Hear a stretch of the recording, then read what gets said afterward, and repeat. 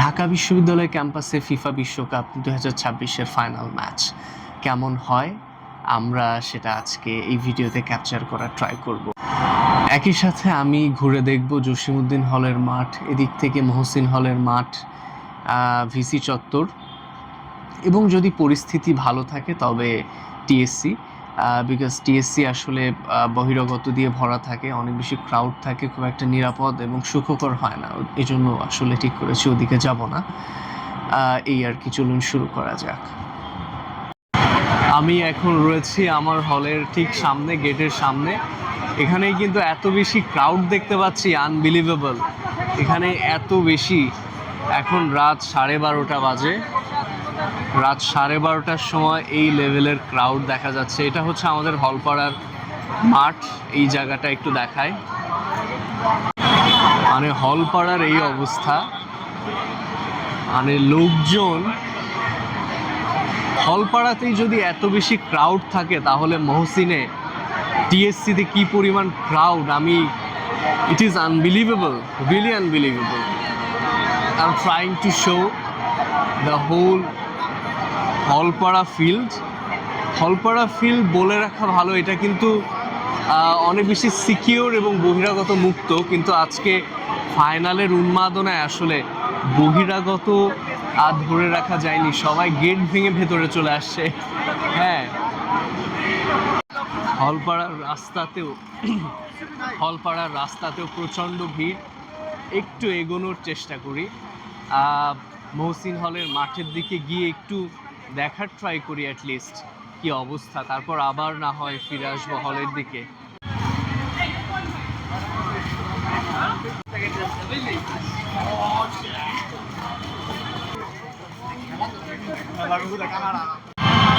প্রচণ্ড ক্রাউডের মধ্যে ভিসি চত্বরে দাঁড়িয়ে আছি। ভিসি চত্বরেও আসলে হিউজ ক্রাউড। টিএসসির ওদিকে তো আরও বেশি হবে হয়তো, আসলে দাঁড়াবার জায়গা নাই। ভিসি চত্বরে আমার আওয়াজ শোনা যাচ্ছে কিনা জানি না। ভিসি চত্বরের এই অবস্থা। মহসিন হলের দিকে গিয়ে দেখা যাক। মহসিন হলের মাঠের এখানে ঢোকার মতো অবস্থা নাই, এত সুপার ক্রাউড। ঢুকি যে কিভাবে? Let's try to enter. মহসিনের মাঠে এত বেশি ক্রাউড, হাঁটারও জায়গা নাই। আমি জাস্ট বহু কষ্টে এখানে ঢুকলাম, ঢুকে এখন একটা জায়গা খুঁজছি দাঁড়াবার। যদি না পাই আমি আবার হলের দিকে চলে যাব। এখানে আসলে থাকাটা খুব একটা সেফ না। একই সাথে এত বেশি ক্রাউড, দম বন্ধ হয়ে যায় অনেস্টলি।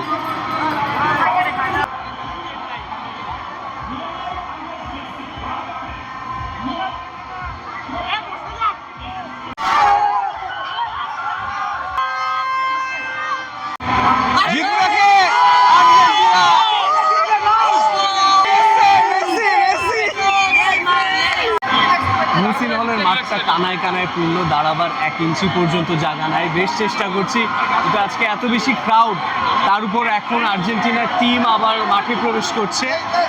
সো সেই আমেজটা কিন্তু মহসিন হলের মাঠেও দেখা যাচ্ছে।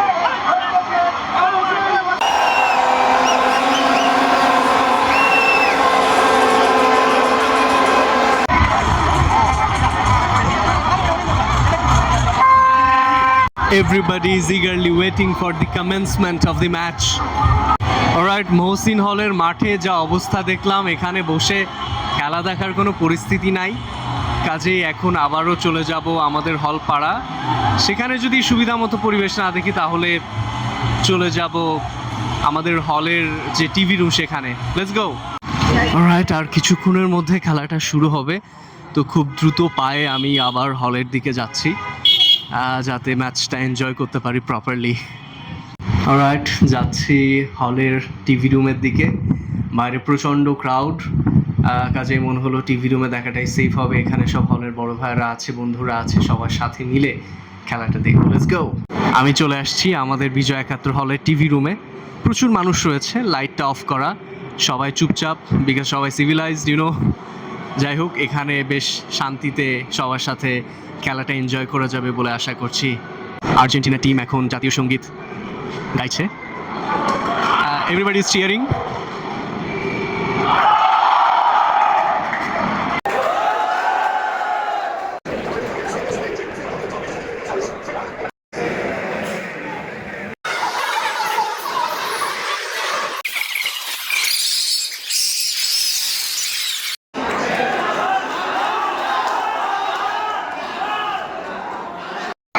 কাল সকালে পরীক্ষা, এখন বসে বসে দেখছি খেলা।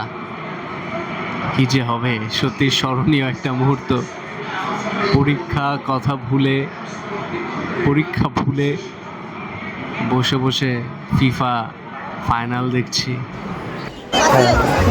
এ কি করছে Argentina? What kind of performance is this? এবার কি আর মান সম্মান তবে রাখবে না বেটারা? কী ধরনের খেলাধুলায় পুরো সময় বল স্পেনের পায়ে? এটা কী খেলা?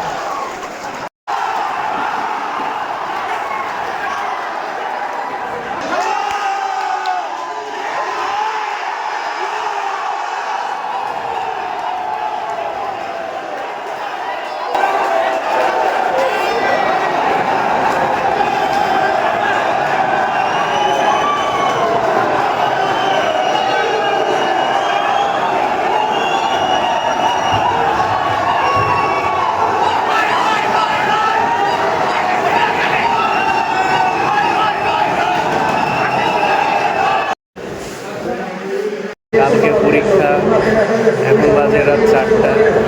ফিফা বিশ্বকাপ ফাইনাল দেখলাম, হতাশা ছাড়া কিছু নাই। স্পেন জিতেছে তাতে আমরা খুশি না, তবে আমরা হতাশ। আর্জেন্টিনার জন্য না, আমাদের জন্য, তাই না? একটা পরীক্ষা। এনামুল, তোমার এই ব্যাপারে কি অভিমত? কালকে যে আমরা কোন পরীক্ষার সম্মুখীন হই, আজকে যেরকম আর্জেন্টিনা স্পেনকে মানে ফেস করতে যেমন হিমশিম খাইছে, আমাদের কি অবস্থা কাল এরকম হয় কিনা। হ্যাঁ, আমার তো মনে হয় এই বাস্তবতা মেনে নিতে হবে।